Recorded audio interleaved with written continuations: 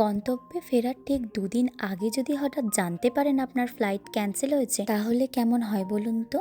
হ্যাঁ, ঠিক এমনটাই আমাদের সঙ্গে হয়েছে। আমাদের যাওয়ার কথা ছিল 15 তারিখ মানে রবিবার রাতে, আর আমাদের এয়ারলাইন্স ছিল কাতার। দোহা হয়ে আমাদের যেতে হতো, আর দোহা যেহেতু একদম মিডল ইস্টেই, আর সেখানে তো যুদ্ধ হচ্ছে, সেই কারণে আমাদের ফ্লাইটও ক্যান্সেল হয়ে গিয়েছে। সেই মুহূর্তে সত্যি কি করব বুঝতে পারছিলাম না, আবার সময়ও ছিল খুব কম।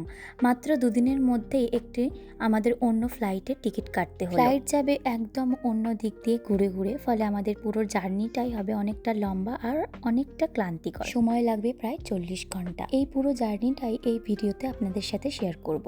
চলুন প্রথম থেকে ভিডিওটা স্কিপ না করে দেখতে থাকুন। মনের মধ্যে অনেকটা কষ্ট চেপে রেখে হাসি মুখে আবারও আমরা সবাইকে বিদায় জানিয়ে আমেরিকার পথে রওনা দিয়ে দিলাম। একটা মাস কিভাবে যে চোখের পলকে কেটে গেল সত্যি বুঝতে পারলাম না। পরিবারের সবাই আর সব কাছের মানুষদের ভালোবাসা সবকিছু ছেড়ে যাওয়ার সময়টা যে এত কষ্টের হবে, সেটা আবার নতুন করে আজ অনুভব করলাম। আমরা আছি এখন কলকাতা এয়ারপোর্টে, আর বাড়ি থেকে বেরোনোর পর থেকে রাস্তাতেই প্রচন্ড ঝড় বৃষ্টি শুরু হয়েছিল। এখনো অব্দি বৃষ্টি পড়েই যাচ্ছে। বাড়ি থেকে আমরা সন্ধ্যে 8:30 নাগাদ বেরিয়েছিলাম, আর আমাদের ফ্লাইট আছে রাত 12:30টায়। ব্যাগ জমা দিয়ে সিকিউরিটি চেক ইন করে আমরা বসেই ছিলাম। তারপর আমাদের বোর্ডিংয়ের সময় স্টার্ট হয়ে গেল। বোর্ডিং কমপ্লিট করে আমরা ফ্লাইটে উঠে পড়লাম। আর হ্যাঁ, এটা ছিল আমাদের ব্যাংকক যাওয়ার ফ্লাইট। আমাদের প্রথম লেওভার ছিল ব্যাংকক। এটা ছিল এয়ার এশিয়া এয়ারলাইন্স। আমাদের এই জার্নিটা অনেকটা লম্বা হতে চলেছে। টোটাল 4টে ফ্লাইট চেঞ্জ করতে হবে। আমার সিট ছিল একদম উইন্ডোর পাশেই, আর রিন্টুর ছিল মিডলে। এই দেখুন বাইরে এখনো টিপ টিপ করে বৃষ্টি হয়েই যাচ্ছে। ফ্লাইটের ভিতর বসে আমরা দুজনে মিলে একটা কথাই খালি বলছিলাম যে আরো একটা মাস থাকলে ভালো হতো, বড্ড তাড়াতাড়ি একটা মাস কেটে গেল। তো যাই হোক, মেনে নেওয়াই হলো আমাদের জীবন। ফোনের মধ্যে গ্যালারি ভর্তি আর মনের গভীরে অনেক সুন্দর সুন্দর স্মৃতি গুছিয়ে নিয়ে চললাম আমরা আমেরিকা যাওয়ার উদ্দেশ্যে। আর এদিকে আমাদের ফ্লাইটও ছেড়ে দিয়েছে। আমাদের ফ্লাইট কলকাতা ছেড়ে এখন আমাদের প্রথম স্টপ ব্যাংককের উদ্দেশ্যে পাড়ি দিল। যেহেতু এটা ছিল একদম ঘুমের টাইম, কিন্তু খুব একটা ঘুম হয়নি, আর এই জার্নিটা অনেকটাই শর্ট ছিল। 2.5 ঘন্টা মতো জার্নি ছিল। 2.5 ঘন্টা পর ফ্লাইট ল্যান্ড করলো ব্যাংককে। এখন প্রায় ভোরবেলা 4:30 মতো বাজে, আর আমাদের এখন 10 ঘন্টা লেওভার এখানে। সেই কারণে 10 ঘন্টা কি করব না ভেবে 4 ঘন্টার জন্য আমরা একটা হোটেলে স্টে করব ভেবেছি। সেখানে একটু রেস্ট নেব, একটু যদি ঘুমাতে পারি ঘুমাবো। তো আমরা তো ব্যাংককে ল্যান্ড করে গিয়েছি অনেকক্ষণ আগেই। এখন আমরা একটা হোটেলে এসে উঠেছি, আর এখন ভীষণ টায়ার্ড মানে এখন তো ঘুমের সময়, মানে চোখ খুলে তাকাতে পারছি না, এত ঘুম পাচ্ছে। হোটেলে চেক ইন করেই সোজা বিছানায় এসে শুয়ে পড়েছি। রিন্টু গেছে কিছু খাবার দেখতে, যে খিদে পেয়েছে কিছু খাবে বলে। প্রায় 3 ঘন্টার একটু বেশি ঘুমাতে পেরেছিলাম। তারপর আবারও উঠে হোটেল থেকে চেক আউট করে নিয়েছিলাম, কারণ 11টার মধ্যেই হোটেলে চেক আউটের টাইম ছিল। আর সেখান থেকে বেরিয়ে একটা উবার করে নিয়েছিলাম এয়ারপোর্ট যাওয়ার উদ্দেশ্যে। আমরা কলকাতা থেকে ব্যাংকক যে এলাম, সেটার যে এয়ারপোর্টে ছিল সেই এয়ারপোর্টের পাশে একদম হোটেলটা ছিল। আর আমাদের যে নেক্সট ফ্লাইট সেই এয়ারপোর্টটা আরও 40 মিনিট মতো দূরে, তাই আমাদের উবার করতে হলো। আর এখানকার রাস্তাঘাটও খুব সুন্দর, আর চারিদিকের পরিবেশটাও বেশ ভালো, কিন্তু বাইরে প্রচণ্ড গরম ছিল। এই সময় ব্যাংককে প্রচণ্ড গরম থাকে, আমরা এটা ওয়েদার আগেই দেখে এসেছিলাম। আমরা কথা বলতে বলতে এদিকে এয়ারপোর্টের মধ্যে এসেও গেলাম। কিভাবে যে 40টা মিনিট গাড়িতে বসে বসে কেটে গেল সেটাও বুঝতে পারলাম না। এখন প্রায় দুপুর 12:30 মতো বাজে, আর আমাদের নেক্সট ফ্লাইট হলো সেই বিকেল 4:30টার সময়। এখনো প্রচুর সময়। আমরা খালি ভাবছি যে কিভাবে এতটা সময় আমরা কাটাবো বসে বসে। 3খানা লাগেজ নিয়ে হাঁটতে যে কি অসুবিধা হচ্ছিল, তাই আমরা একবার ভাবলাম যে লাগেজগুলো ওখানে জমা দিয়েই আসি। সেখানে গিয়ে আবার বলল যে সেই 2:40 থেকে ওনারা লাগেজ জমা নেবেন, তার আগে নয়। তাই কি করব না ভেবে ভাবলাম যে লাঞ্চটা করে নিই, একমাত্র এই বসে বসে খেতে খেতেই সময়টা ভালোভাবে অতিবাহিত করা যাবে। আর এই দিকে দেখুন, আমাদের তখন ফাঁকায় ফাঁকায় ব্যাগটা জমা নিল না, আর এখন হয়ে গেছে কত লাইন ব্যাগ জমা দেওয়ার জন্য। প্রায় আধ ঘন্টা দাঁড়ানোর পর আমরা অবশেষে ব্যাগগুলো জমা দিয়ে চলে গেলাম আমাদের যেই গেটে ফ্লাইট ফ্লাইট ছাড়বে সেই গেটে।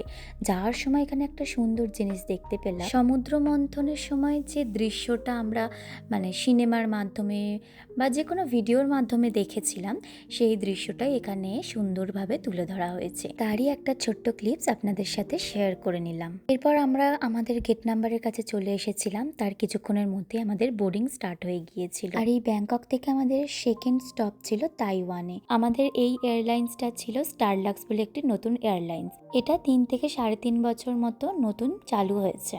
আমরা উঠে পড়েছি ফ্লাইটে আর বসেও পড়েছি নিজেদের সিটের মধ্যে।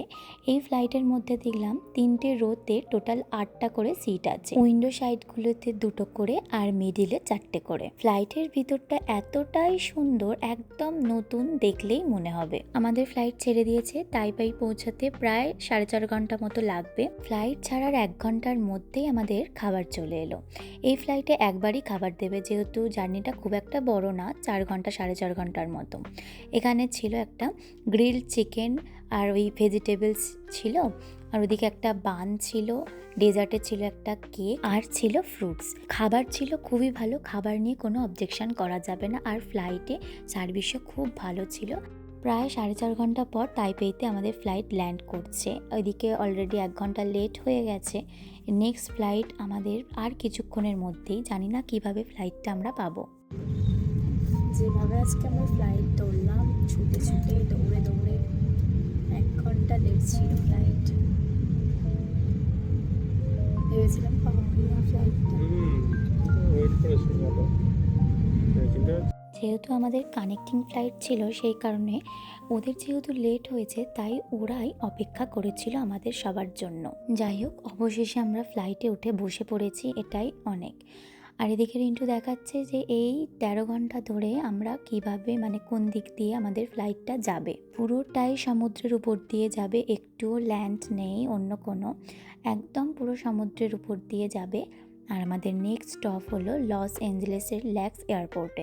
মানে আমরা এই তাইপেই থেকে ইউএসএ ঢুকে যাচ্ছি, আর আমাদের ইমিগ্রেশনটা এলে মানে লস অ্যাঞ্জেলেসের এয়ারপোর্টেই হয়ে যাবে। এখন আপাতত এই ফ্লাইটের মধ্যে 12-13 ঘন্টা বসে বসে মানে ঘুমিয়ে কাটাতে হবে।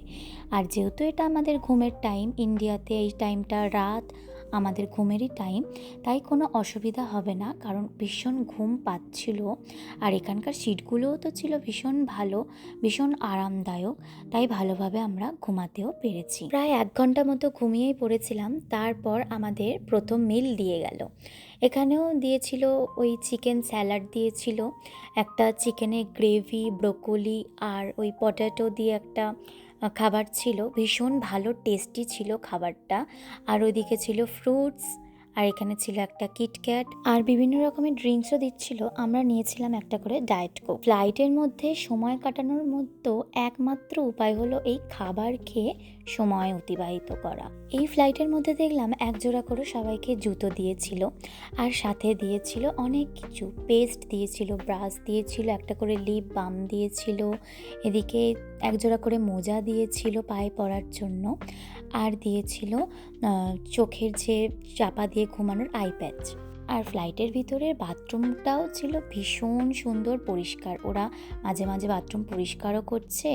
মানে সত্যি সার্ভিস নিয়ে কোনো কথা হবে না স্টারলাক্সের। আমরাও প্রথমবার এই স্টারলাক্সে ট্রাভেল করছি, সত্যি আমাদের খুব ভালো লেগেছে। কেউ যদি স্টারলাক্সে ট্রাভেল করতেই চান, একদম চোখ বন্ধ করে যেতে পারেন, কোনো প্রবলেম হবে না। ফ্লাইটের মধ্যে টানা 6 থেকে 7 ঘন্টা আমরা ভালোভাবে ঘুমিয়েছিলাম।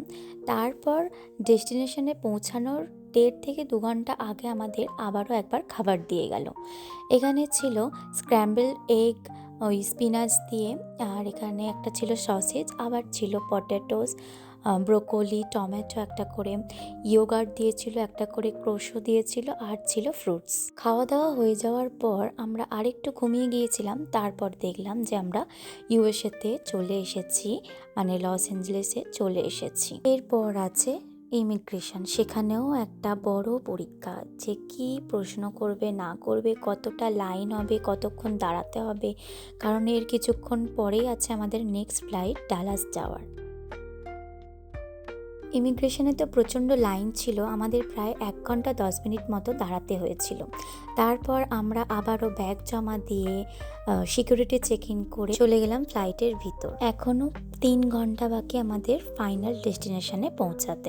এরপর মাঝখানে আমি আর কোনো ভিডিও তুলিনি, কারণ শরীর ভীষণ টায়ার্ড ছিল আর একটুও ভালোও লাগছিল না। অবশেষে 3 ঘন্টা পর আমরা ডালাস ডিএফডব্লিউ এয়ারপোর্টে পৌঁছে গেলাম। এখন সময় ছিল প্রায় ভোর 5:30। এরপর এয়ারপোর্ট থেকে বেরিয়ে একটা উবার করে নিয়েছিলাম বাড়ি যাওয়ার উদ্দেশ্যে। সেই চেনা রাস্তাঘাট, চেনা দোকান। অবশেষে আমরা 40 ঘন্টা জার্নি করে আমাদের গন্তব্যে পৌঁছে গেলাম। আমার এই পুরো জার্নির ভিডিওটা আপনাদের কেমন লাগলো অবশ্যই কমেন্টে জানাবেন। ভিডিওটা যদি ভালো লাগে একটা লাইক করে দেবেন।